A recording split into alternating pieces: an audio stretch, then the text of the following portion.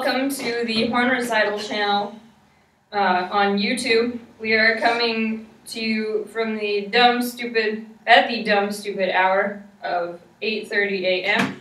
This is Hope Evans, and she's playing fifth on the Casbah Quintet. Casbah of Tetwin?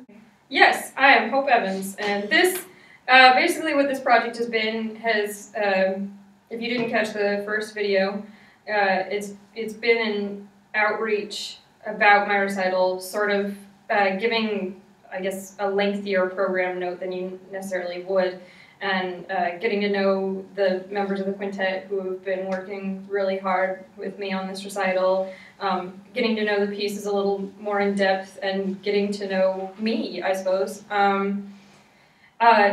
Just to show that posters aren't the only way to advertise for a recital, and that there are more ways to get to know the performer than through program notes and then through watching them on stage. And so this has been a lot of fun, and these guys have done a lot for me and made a lot of time commitment, so that has been great. So again, this is a master's recital, so I am a master's student. And then I am originally from Port Orchard, Washington. I did my undergrad at Pacific Lutheran University in Tacoma, Washington.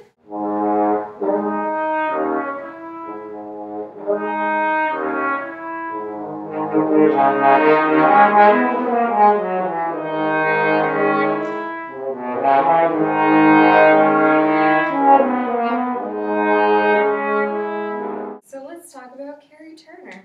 Yes, please. Wow. Someone's insane. So, Carrie Turner, if you guys didn't know, is a member of the American Horn Quartet. He lives in Luxembourg with his family.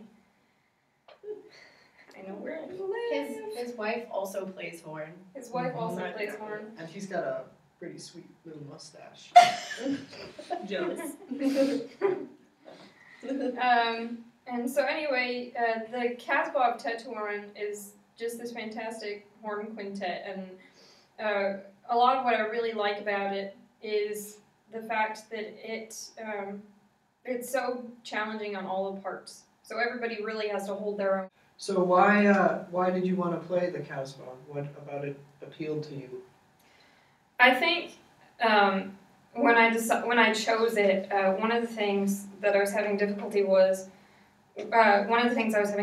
with was making friends outside of the horn studio. So the fact that it comprised only of horn players was very appealing. Also, the fact that I don't know, I just it's an exciting piece the whole way through. And I don't know, I was just, every time I listen to it, I feel like I'm riding some sort of natural high, and it's great. And that's pretty much the only reason I picked it.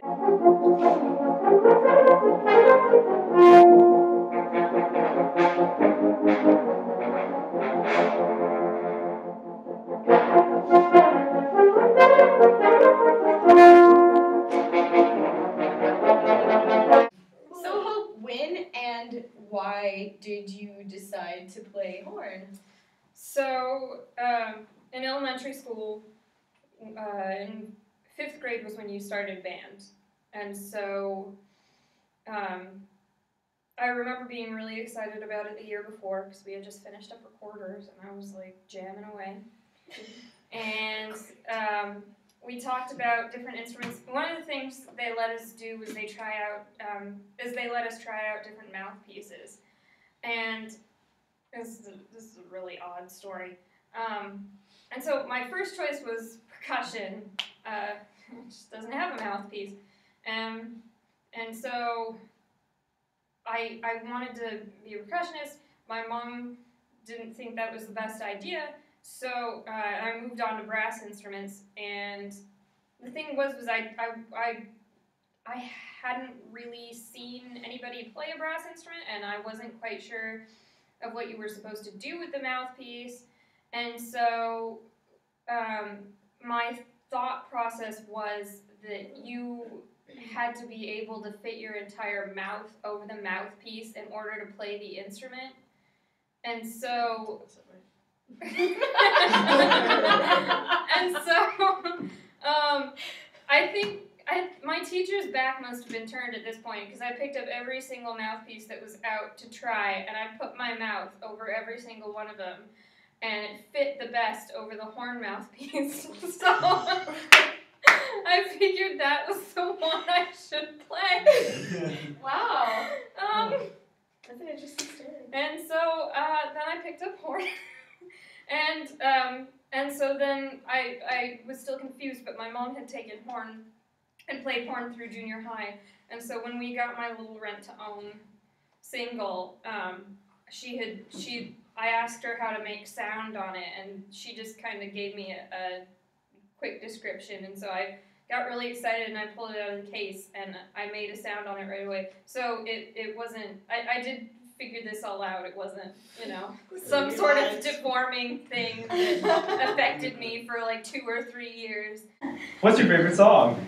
I don't really have a favorite song, but I've been listening a lot lately to Pink Martini, which is a group based in Portland, Oregon. They do big band jazz stuff, and I was really excited about their Christmas CD. It was really, really great. So what's your weird human trick? My weird human trick. So here's my thing, is that when I took French in high school, it was during a time where everybody was extraordinarily self-conscious because they didn't want to look stupid in front of their friends.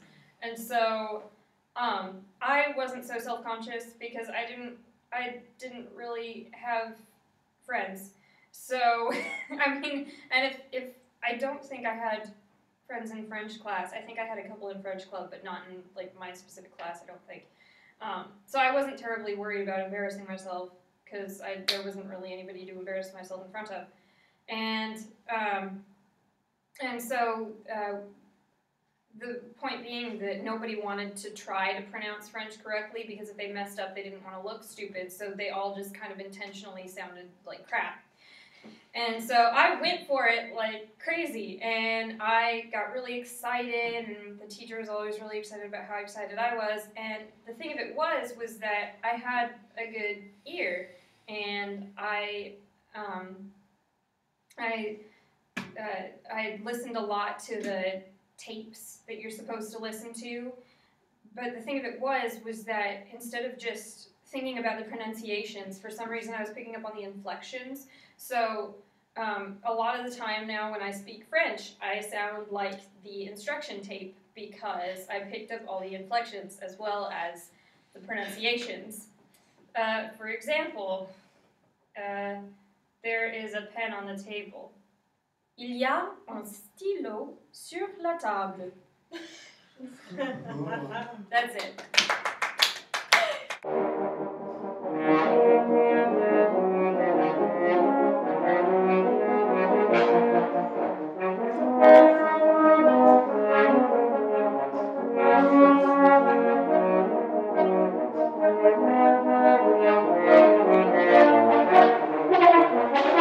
Thank you.